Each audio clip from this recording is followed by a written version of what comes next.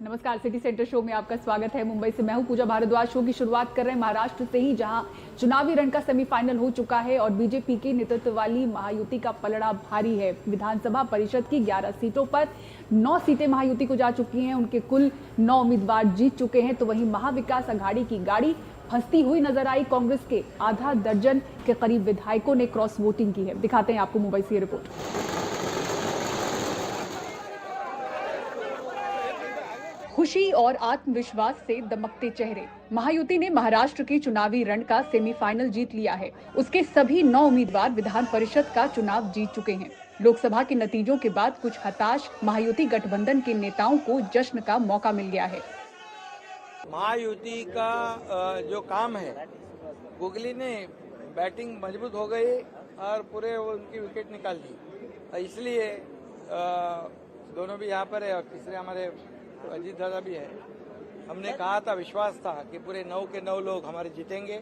कई लोगों ने उसमें कहा था, कुछ चैलेंज भी दिया था कि ये चमत्कार होगा, ये होगा। अभी चमत्कार हुआ है, चमत्कार हुआ है।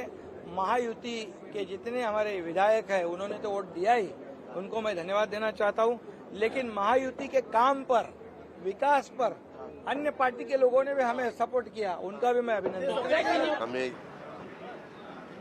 5 वोटर ज़्यादा मिले, 5 विधायकों ने हमें सपोर्ट किया है, उनका मैं शुक्रिया अदा करना चाहता हूं और धन्यवाद भी देना चाहता हूं और सबका अभिनंदन करना चाहता हूं।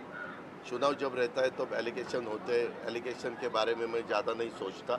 महायुति का विधानसभा में भी ऐसा ही यश मिलना चाहिए, ऐसी सफलता मिलनी चाहिए, इसीलिए हम पूरे जान लगा के काम करते। बहुत कंपटीशन इस चुनाव में था, तो कौन जीतेगा। शुरू से कहा जा रहा था कि भाई बीजेपी के लोग फूटेंगे, कोई कहते हैं शिंदे गुट के फूटेंगे, ठाकरे गुट को देंगे, कोई कहते हैं अजीत दादा गुट के एमएलए शरद पवार गुट में जाएंगे, उनको वोटिंग करेंगे। लेकिन नतीजा आने के बाद आपने देखा है कि कोई किसी के मत हमारे कम तो नहीं हुए, लेकिन हमारे मत बड़ी संख्या में बढ़े हुए हैं।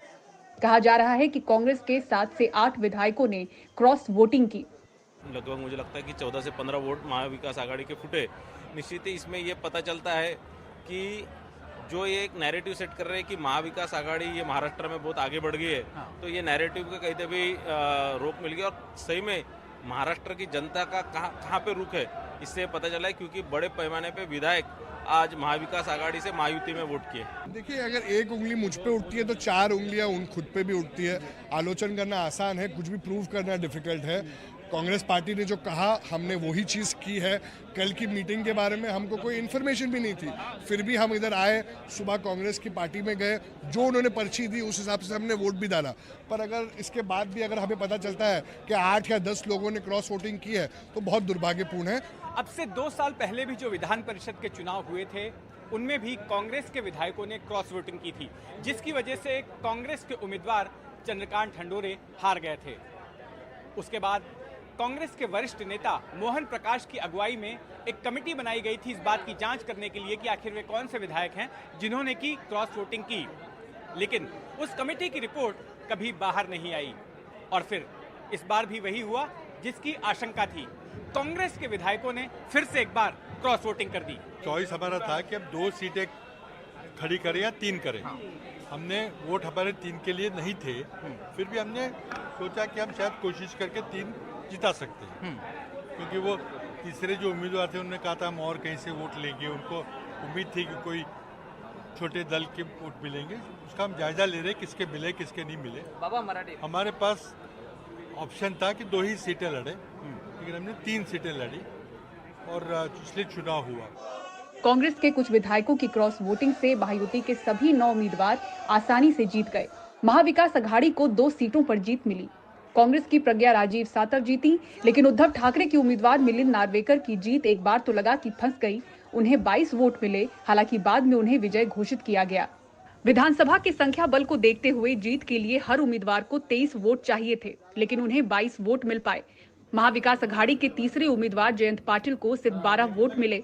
जयंत पाटिल की हार शरद पवार गुट के लिए बड़ा झटका है। सरकारी पैसा वापरून निवडणुका जिंकणं हे फार सोपं झालंय।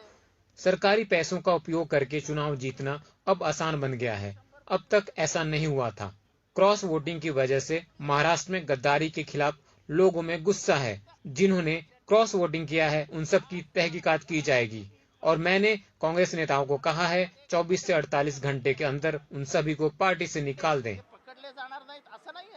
हिंदी में कहावत है, बंद मुट्ठी लाख की और खुल गई तो खाक की। विधान परिषद चुनाव में भी यही देखने को मिला। महाविकास आघाड़ी के पास पर्याप्त संख्या न होने के बावजूद उन्होंने एक्स्ट्रा कैंडिडेट मैदान में उतारा और खुद ही के पैरों पर कुल्हाड़ी मार ली। मुंबई से जितेंद्र दीक्षित और कैमरा पर्सन संदेश भाईकर के साथ रौनक कुकड़े, एनडीटीवी इंडिया के लिए। और पूजा खेड़कर की मुश्किलें और बढ़ी हैं। अब पुणे सिटी ट्रैफिक पुलिस ने नोटिस दिया है। ट्रैफिक नियम तोड़ने की कई शिकायतें, हजारों रुपए का जुर्माना बाकी है। तो उधर नवी मुंबई पुलिस ने गृह विभाग को रिपोर्ट सौंपी है। आईएएस प्रोबेशनर डॉक्टर पूजा खेड़कर की मुसीबतें बढ़ती ही जा रही हैं। एक तरफ इस मामले में डीओपीटी के अतिरिक्त सचिव मनोज द्विवेदी ने जांच शुरू कर दी है। 2 हफ्ते में इस जांच को पूरा करने के आदेश भी दिए गए हैं। अगर खेड़कर दोषी पाई जाती हैं, तो उन्हें बर्खास्त कर दिया जाएगा। यही नहीं, अगर तथ्यों को छुपाने और गलत बयानी के आरोप सही निकलते हैं तो उन पर आपराधिक कार्रवाई भी की जाएगी। कमेटी फॉर्म हुई है तो I think we should respect that and whatever my submission is I will give it to the committee. Puja Khedkar के मामले ने तूल पकड़ा तो पुणे ट्रैफिक पुलिस भी एक्शन मोड में आ गई और उसने निजी गाड़ी पर लाल बत्ती के उपयोग और महाराष्ट्र सरकार का स्टिकर लगाने के लिए नोटिस दिया है। जांच में पता चला है कि ऑडी कार एक निजी इंजीनियरिंग कंपनी के नाम पर है और इस गाड़ी पर यातायात नियमों के उल्लंघन की 21 शिकायतें भी है और 27,000 रुपए का जुर्माना भी भरना बाकी है। उसके ऊपर अंबर दिया लगा हुआ है और जो महाराष्ट्र शासन लिखा हुआ है उसका कुछ परमिशन नहीं लिया गया। ऐसे ऐसी हमें जानकारी मिली है। उसी के तहकीकात के लिए हम यहाँ पे आए हैं। वो गाड़ी के ऊपर 21 चालान पेंडिंग है और 26,500 रुपए का दंड बाकी है। अब पूजा का परिवार भी विवादों के घेरे में है। आरोप है कि पूजा के पिता दिलीप खेड़कर ने सरकारी नौकरी में रहते हुए करोड़ों रुपए की संपत्ति बनाई। उससे उन्होंने कई जगहों पर जमीन खरीदी थी। खेड़कर परिवार ने पुणे जिले के मुलसी तालुके में 25 एकड़ जमीन खरीदी है। साथ ही उन्होंने पड़ोसी किसानों की जमीन पर भी कब्जा करने की कोशिश की। जब इन किसानों ने इसका विरोध किया तो पूजा खेड़कर की मां मनोरमा खेड़कर बाउंसर लेकर वहां पहुंच गई और हाथ में पिस्तौल लेकर किसानों को घबराया। हैरानी की बात यह है कि जब किसानों ने इस मामले में पोर्ट पुलिस स्टेशन में शिकायत दर्ज करवाने की कोशिश की तो ऊपर से आए हुए दबाव के कारण पुलिस ने साधारण सी शिकायत भी दर्ज नहीं की। सवाल ये भी उठ रहे हैं कि ऐसा कौन है जो इस परिवार को बचाने की कोशिश कर रहा है और सवाल ये भी है कि क्यों पुणे पुलिस ने अब तक इन पर कोई कार्रवाई नहीं की। विवादित प्रोबेशनरी आईएएस पूजा खेड़कर के खिलाफ नवी मुंबई पुलिस ने भी गृह विभाग को एक रिपोर्ट सौंपी है। इस रिपोर्ट में कहा गया है कि पूजा खेड़कर ने कथित तौर पर स्टील चोरी मामले में गिरफ्तार अपने रिश्तेदार की रिहाई के लिए नवी मुंबई पुलिस पर दबाव डाला था। उन्होंने मई में नवी मुंबई पुलिस में एक डीसीपी को फोन किया था। यानी पूजा खेड़कर पूरी तरह से गिर गई हैं। अब मुंबई से कैमरामैन प्रवीण रोहित के साथ पारस दामा और सुनील सिंह की रिपोर्ट, एनडीटीवी इंडिया। दिल्ली में मुनक नहर की मरम्मत का काम जारी है। रिहायशी इलाकों में जो पानी घुसा था उसे निकालने का काम पूरा हो चुका है। बिजली भी पहुंच चुकी है, लेकिन जिन घरों को नुकसान पहुंचा उसको लेकर चिंता बरकरार है। नहर का तो अभी कोई ठीक नहीं है, से कब तक चलेगा नहीं चलेगा, फिर आ जाएगा, फिर वही हाल होगा। कहीं कहीं जगह जगह पे पानी भरा हुआ है, थोड़ा बहुत राहत मिली है। आज काम पे जा रहे हैं, वो भी देखते हैं, पानी में डूब के थोड़ा जाना पड़ेगा, घुसना पड़ेगा, तभी जा रहे हैं। सर जी हमारे इतने पानी हो गया था, करीबन सारे बचने के कारण सब इधर उधर भागे। कितनों की तो हादसा हो गया, एक बुढ़िया आंटी मर गई हमारे इधर। यहाँ पे हालात तो अभी ठीक है, लेकिन यही है जो अभी सफाई नहीं हुआ।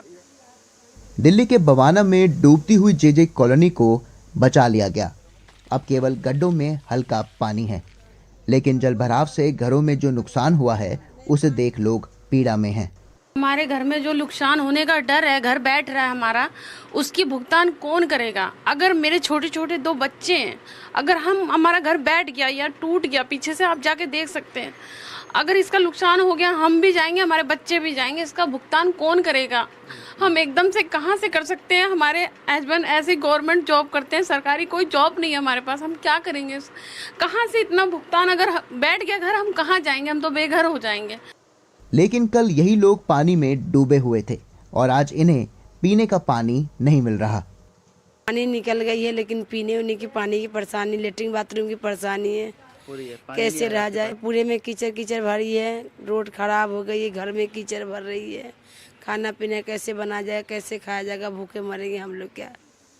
लोगों के घरों में पानी घुसा तो कपड़े बर्तन सब भीग गए। घरों में राशन का रखा सामान भी खराब हो गया है। ये हमारा हालात बहुत मैंने बेकार चल रहा है। इसलिए राशन वाशन भी रखे थे, वो सब दह गया। कुछ पैसा भी था, वो भी दह गया। कपड़ा लत्ता बच्चा के हमारा दह गया। मैं कमाने वाला एक हूँ, बस ये बच्चा सब 2 खाने वाला है 3। ये सब कपड़ा था, वो तो गिनती नहीं था कितना बच्चा लोग का कपड़ा था। अब गिन के तो नहीं रखे थे, पूरा भर गया था, लोलब हो गया था। मुनक नहर में पानी का सप्लाई जल्दी शुरू हो, इसके लिए काम तेजी से चल रहा है। जिस जगह ओवरफ्लो है वहां से पानी निकाला जा रहा है। दिल्ली के बवाना में जहां पर मुनक नहर का एक हिस्सा टूट गया था, जिसके साथ जे कॉलोनी में पानी भर गया था, इस वक्त हम वहाँ पर मौजूद हैं। और आपको मैं अगर तस्वीरें दिखाऊं तो ये वही हिस्सा है जहां पर फ़िलहाल अभी मरम्मत का काम चल रहा है। पानी का जो सप्लाई था उसको पूरी तरीके से पहले सबसे पहले रोका गया, और उसके बाद आप देख रहे हैं कि किस तरीके से यहाँ पर जो मिट्टी है वो भर दी गई है, और एक जो बेस है उसे फ़िलहाल यहाँ पर रेडी कर दिया गया है। लेकिन अभी तक जो काम है वो पूरा नहीं हुआ है, क्योंकि मरम्मत का जो काम है वो चलता रहेगा। ऐसे में जो सामान यहाँ पर है मैं आपको दिखाऊं, ये देखिए आप ये बोरियाँ देख रही हैं, ये सीमेंटेड की बोरियाँ हैं। साथ ही कुछ सरिये भी यहाँ पर आपको दिखाई देंगे। इन सरियों को ही यहाँ पर डाल करके लाइनिंग की जाएगी, जिसके बाद इस पूरे इलाके को फिर से तैयार किया जाएगा। फ़िलहाल अभी जो काम मरम्मत का है वो लगातार चल रहा है। जो यहाँ पर एक अधिकारी मौजूद हैं, उनका ये कहना है कि 24 घंटे का समय अभी और लगेगा, उसके बाद ही जो पानी का सप्लाई है वो पूरी तरीके से नॉर्मल हो पाएगा। अधिकारियों का कहना है कि शनिवार से पानी का सप्लाई शुरू कर दिया जाएगा। फ़िलहाल मरम्मत का काम जारी है, तेज़ी से यहाँ पर काम हो रहा है। लेकिन आखिरकार इस बात की क्या गारंटी है कि भविष्य में इस तरह की घटना को दोबारा नहीं दोहराया जाएगा? दिल्ली से अपने कैमरामैन संजय कौशिक के साथ मैं शुभांग सिंह ठाकुर, एनडीटीवी इंडिया। कर्नाटक के Mysore urban development authority scam को लेकर हंगामा मचा हुआ है। बीजेपी मुख्यमंत्री के इस्तीफे की मांग कर रही है। दिखाते हैं आपको क्यों। तथाकथित मूडा स्कैम में मुख्यमंत्री सिद्धरामैया के इस्तीफे की मांग के साथ बेंगलुरु और मैसूर में बीजेपी का हंगामा। बेंगलुरु के पास केंगेरी में बीजेपी प्रदेश अध्यक्ष विजेंद्रा को पुलिस ने हिरासत में लिया ताकि वो मैसूर न जा सके।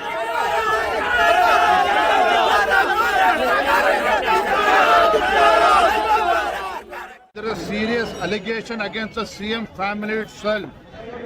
He can't defend his family. मुख्यमंत्री के खिलाफ गंभीर आरोप हैं। उन्हें अपने परिवार को बचाने की कोशिश नहीं करनी चाहिए। उन्हें इस मसले को सीबीआई को सौंप देना चाहिए और इस्तीफा दे देना चाहिए। And tender his resignation. It is none of his business to defend himself. MUDA scam में मुख्यमंत्री सिद्धरामैया के इस्तीफे की मांग को लेकर मैसूर महाराजा भी मैदान में उतरे। सबसे पहले समझते हैं कि कथित मूडा घोटाला क्या है। मूडा यानी Mysore urban development authority Mysore में लेआउट विकसित करने के लिए जमीन खरीदती है। जमीन के मालिक को प्रति एकड़ 50% विकसित प्लॉट दिया जाता है।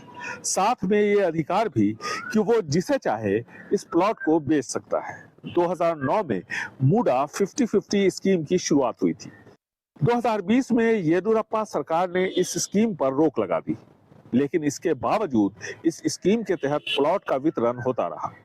आरटीआई एक्टिविस्ट गंगा राजू के आरोप के मुताबिक मूडा ने सिद्धरामैया की पत्नी पार्वती को देवानूर की जमीन के बदले विजयनगर में प्लॉट दिया, जो कि काफी महंगा इलाका है। इस प्लॉट का अलॉटमेंट बीजेपी की बसवराज बोम्मई सरकार के समय हुआ था। हालांकि तब भी 50-50 स्कीम पर रोक थी। मुख्यमंत्री सिद्धरामैया ने कहा कि बीजेपी उनके खिलाफ षड्यंत्र कर रही है। अगर बीजेपी को लगता है कि कुछ गलत हुआ है तो वो प्लॉट वापस ले ले, लेकिन उनकी पत्नी को उचित मुआवजा दे। मुख्यमंत्री सिद्धरामैया ने कहा कि उनकी पत्नी के भाई मल्लिकार्जुन ने 3 एकड़ 36 गुंठा जमीन 1996 में खरीदकर सिद्धरामैया की पत्नी को उपहार के तौर पर दिया था। मूडा ने इस प्लॉट का अधिग्रहण किया। ऐसे में मूडा को हर्जाना तो देना ही होगा। वो एक ओबीसी नेता हैं, इसलिए उन्हें निशाना बनाया जा रहा है। अब राज्य के उप मुख्यमंत्री डीके शिव कुमार भी सिद्धरामैया के साथ खड़े दिख रहे हैं। They are trying to politicalize the issue. There is nothing. The entire scam. कुछ भी नहीं है, ये सब राजनीतिक घोटाला है।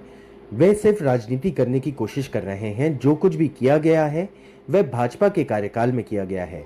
वे सिर्फ कर्नाटक की छवि खराब करना चाहते हैं। Has given them the land. They have taken the land without acquiring it, and they have given a compensated land on that. Apart from that, they have made a resolution and they have given that. There is nothing wrong. It is purely a political angle. मूडा के 50-50 scheme पर रोक के बावजूद मुख्यमंत्री सिद्धारमैया की पत्नी को महंगे इलाके में साइट दिए गए।